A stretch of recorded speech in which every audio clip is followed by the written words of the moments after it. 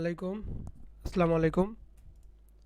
আজকে আমরা estimate Excel ফাইলের রিভিউ করব। আমাদের ধারাবাহিক যে রিভিউগুলো আমাদের ছিল আমরা রিভিউ করব। তো আমরা এক্সেল ফাইলটা ওপেন করি। আমরা এখান থেকে এক্সেলে আমরা ওপেন করব। আমাদের এক্সেল ফাইলের নাম ছিল অফিসিয়াল 2023 এস্টিমেট এক্সেল ফাইল। এটাতে ওপেন করলাম। এরপরে এখানে আমাদের অপশন আছে, অপশন থেকে এটা ইনেবল দিস কন্টেন্ট করে এটা ওকে করে দেব। এখান থেকে আমরা ইউজার আইডি দিব। ইউজার আইডি এবং পাসওয়ার্ড ছাড়া এই এক্সেল ফাইল কখনো ওপেন হবে না। তো এটা ইউজার আইডি এবং পাসওয়ার্ড সঠিকভাবে দিলাম। এরপরে এইটা লগ ইন করলাম, লগ ইন করে ওকে দিলাম। এখানে ফাইলটা সম্পূর্ণ ওপেন হয়ে গেল। শুধু আমরা হোম পেজ দেখতে পাচ্ছি এখন। তো আমরা পাইলের এস্টিমেট, রেক্ট্যাঙ্গুলার পাইলের এস্টিমেট, ট্রাপিজয়েডাল এস্টিমেট, পলিগন শেপের যে এস্টিমেট, পাইল ক্যাপের এস্টিমেট, এইগুলো আমরা দেখছি। আজকে আমরা ম্যাট ফাউন্ডেশন এটা দেখব। একের পর এক ধারাবাহিক আমরা প্রতিটা শিট এখানে রিভিউ করব। এতে করে যারা এক্সেল ফাইলগুলো এক্সেল শিটটা আমার কাছ থেকে নিছেন তারা এই ভিডিওগুলো দেখে ক্লিয়ার হয়ে যাবেন আর কি। যে কীভাবে আপনারা কাজ করবেন আর কি।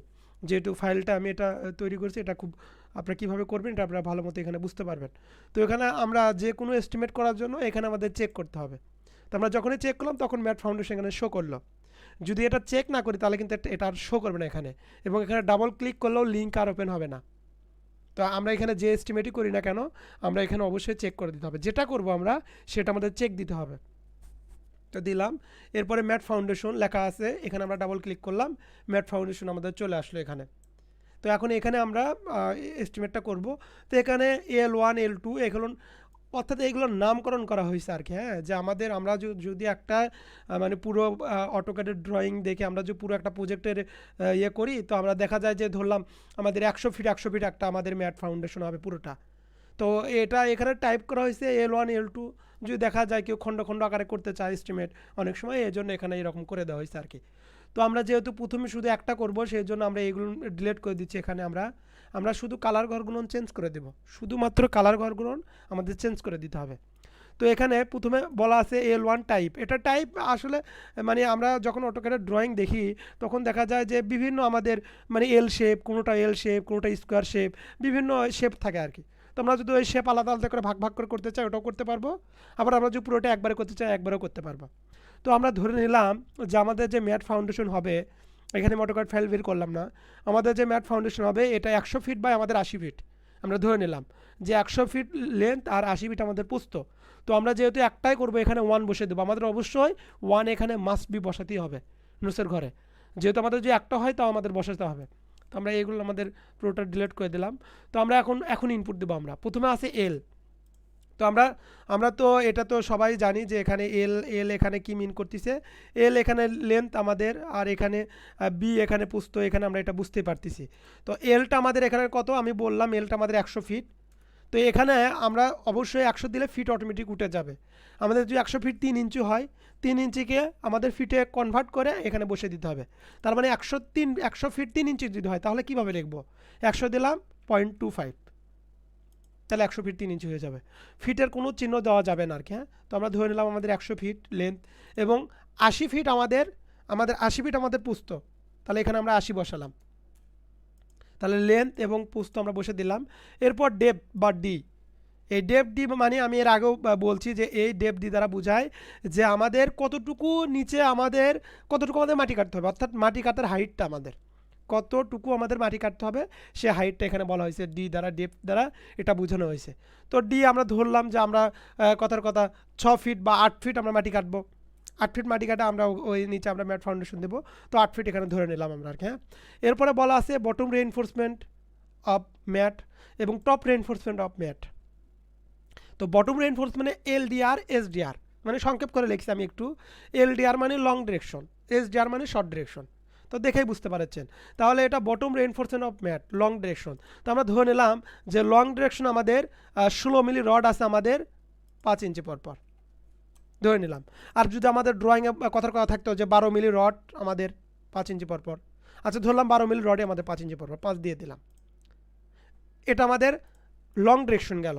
আমাদের যে মাপগুলো আছে এই যে এল আর বি 100 ফিট আর 80 ফিট, তো এটা লং ডিরেকশন আমরা বসে দিলাম। এরপর শর্ট ডিরেকশন বসাবো।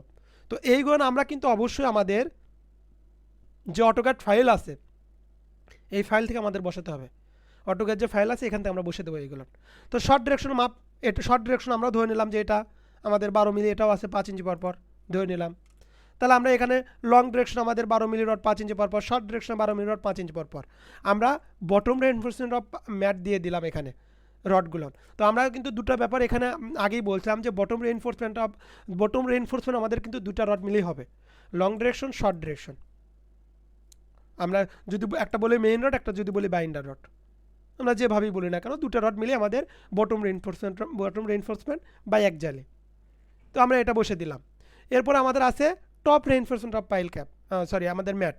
তো টপ রেইনফোর্সমেন্ট অফ ম্যাট, তাহলে টপ রেইনফোর্সমেন্ট আমরা বসাবো। তো এইগুলো কিন্তু অবশ্যই আমাদের যে অটোক্যাডের যে আমাদের ড্রয়িং আছে এখান থেকে বসাতে হবে, অর্থাৎ আমাদের অটোক্যাডে আমাদের যে ড্রাফটিং আমাদের যেটা আছে স্ট্রাকচার, এটা ডিটেলিং, এখান থেকে আমাদের এগুলো ইনপুট দিতে হবে।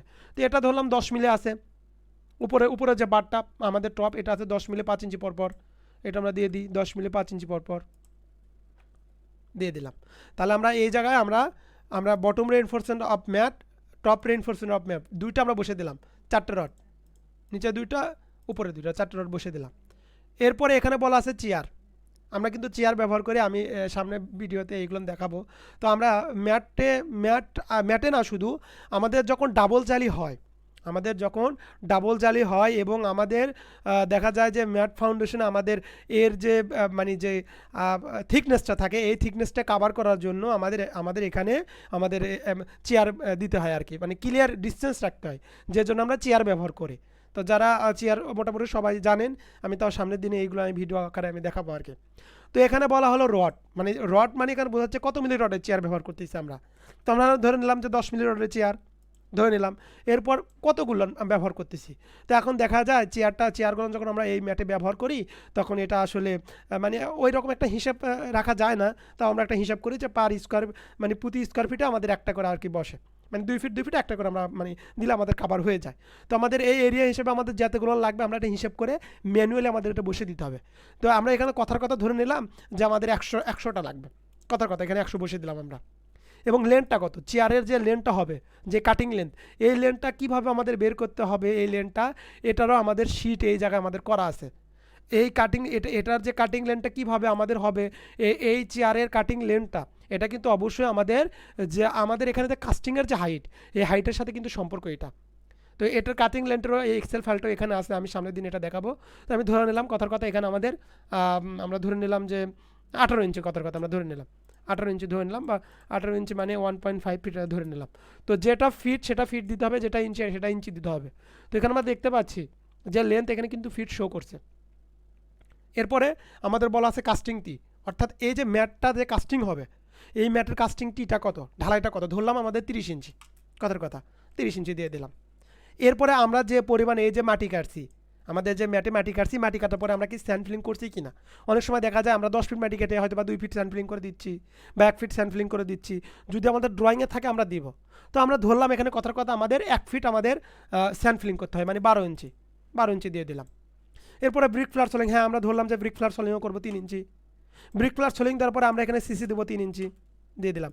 আমাদের ড্রয়িংয়ে থাকলে দিব, না থাকলে আমাদের ফাঁকা রাখতে হবে। এরপরে ক্লিয়ার কভার, আমরা নিচে আমাদের ক্লিয়ার কভার নর্মাল 3 ইঞ্চি ব্যবহার করে দিয়ে দিলাম।